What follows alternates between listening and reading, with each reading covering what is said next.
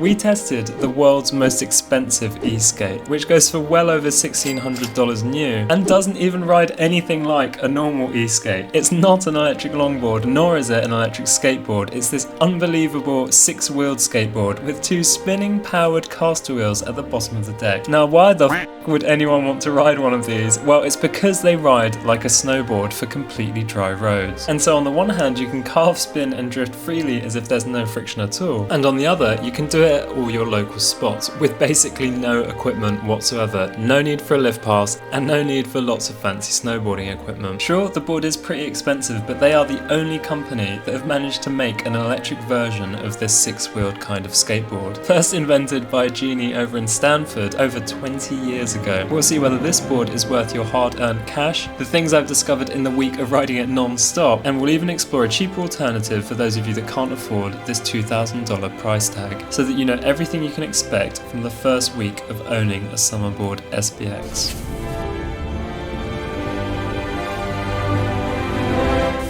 So welcome back to the Easy Riders channel, where we review everything freeboard and summerboard related so that you can start to snowboard all of your local roads. It has been a week since Summerboard sent us the newest version of their Summerboard SBX, and I've been riding it basically non-stop. It's been a lot of fun, and today I want to cover all of the aspects that I've discovered about the Summerboard which might be of interest to you, especially if you're considering buying one. I'll be splitting the video into sections based on the kind of buyer that you might be and the sort of things that you might then expect with the Summerboard. Someone who knows how to freeboard, someone who knows how to snowboard, someone who knows how to skateboard, and someone who doesn't know any of them. And I'll try to discuss the kinds of things that you might then expect, and then trying to decide whether the Summerboard would be worth it for you. So I fall into the category of someone who knew how to freeboard before ever trying the Summerboard. Now, the Freeboard is the non-electric version of the Summerboard, and so obviously if you know how to freeboard, picking up the Summerboard is actually pretty straightforward. And I would say the things that you can do with a Summerboard are actually a subset of the sorts of things that you can do with a freeboard. For example, on a Summerboard, the things I've been doing mostly in the last week have been spins, shifties, really drilling my switch riding, and also working on some trick combos. A trick combo might be something like this, where you start in switch, do a frontside drift into some spins, and then you try and do a nice little trick at the end. Combos like this are what make downhill freeboard riding and Summerboard riding so unique. It's not just about carving your way to the bottom of the hill, you can really style it out in the process.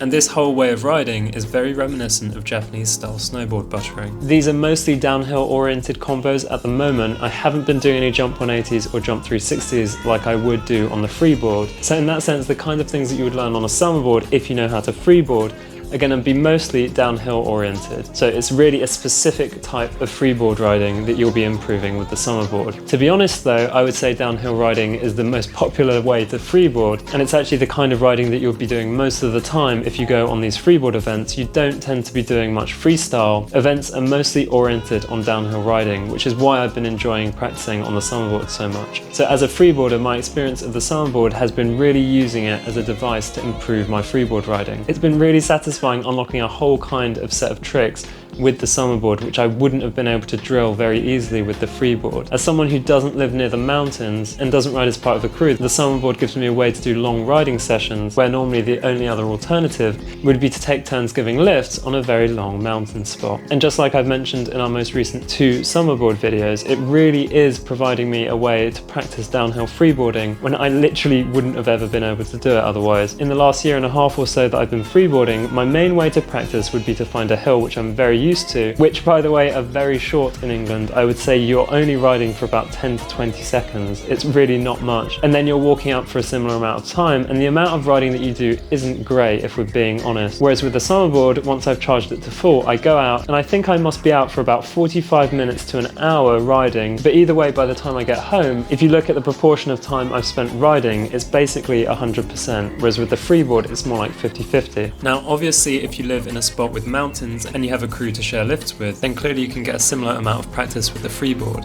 But for someone who lives in a city or a flat area, the Summerboard is really second to none in terms of getting these long practice sessions. So presumably a lot of you guys watching won't have heard of freeboarding before and probably don't freeboard already, but I would say it has been fantastic riding the Summerboard having first known how to freeboard. I think it allows you to get the most out of the Summerboard within the first week of having it. I didn't have to spend time learning the basics, I'd already done it all on the freeboard, and freeboards go very cheap second hand hand. So that covers the first kind of rider, a freeboarder who's then picking up the Summerboard. Next up, let's consider a snowboarder who's picking up the Summerboard. The learning curve is drastically reduced, and from the snowboarders that I've heard from, they do feel a lot of the similar sensations that they do on the snow with the Summerboard. Obviously, just like when you compare freeboarding to snowboarding, it's really at the root of the sport that they're similar. It really is in how the board is constructed that the sports are so similar. I mean, freeboards and Summerboard both have this 6-wheel design with a spinning center wheel, and given how this structure reproduces a spinning base and 2 edges, just like on a snowboard, you are really taking the root and fundamental aspect of snowboarding and bringing it to roads. And so in your first week of having a Summerboard, I think the main goal should be really trying to think less of the Summerboard in terms of a skateboard and more in terms of a snowboard. Ideally, you want to be trying to bring all of your knowledge that you have from snowboarding to the road, and try to imagine when you're riding the Summerboard that you are actually snowboarding. This is fairly standard advice, but I think this would help a snowboarder pick the Summerboard up much quicker. As for what your expectations might be within your first week of owning the Summerboard, well, to be honest, the benefits that you're going to get are going to be very similar to the freeboarder's benefits. Your muscles for both your regular and switch stance will be exhausted if you ride the board enough, and because of this, by the time you then recover, you're going to be so much better at riding in both of these stances. You know, 12 miles in one go, that's basically longer than Mount Olympus, I'm pretty sure. I mean, I don't remember exactly how long that hill was, nearly 20 kilometers.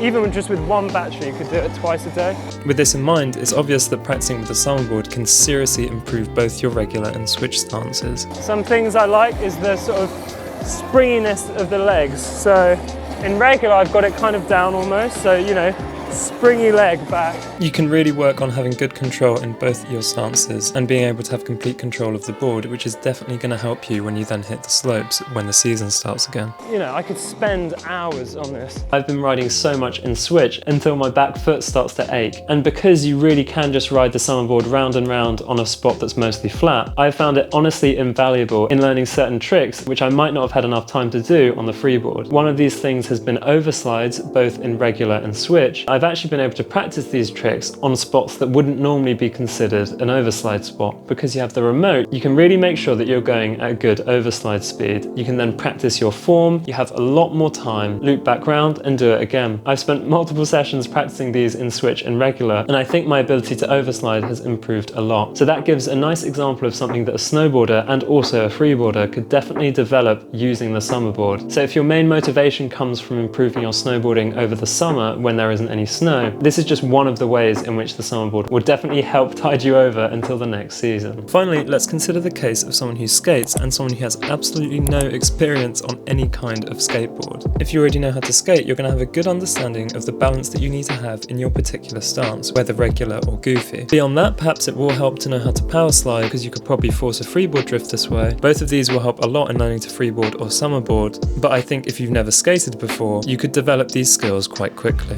And in either case, I wouldn't expect your first ride on a Summerboard to be drifting around doing spins and having lots of fun. You really have to get over this first initial barrier both on freeboard and Summerboard, in which the board doesn't feel particularly comfortable. So this covers a lot of the things that I've been discovering about the Summerboard in the first week of riding it. It is quite unbelievable that it is the most expensive brand new e-skate that you can buy, which I guess isn't particularly surprising because this board is really targeted at enthusiast riders who want to emulate snowboarding on dry roads, especially flat ones. I can't wait to see how the Summerboard rides after 1 month of testing it, so stick around if you want to find this out as well. Otherwise, thank you very much for watching, and I hope you have a good one.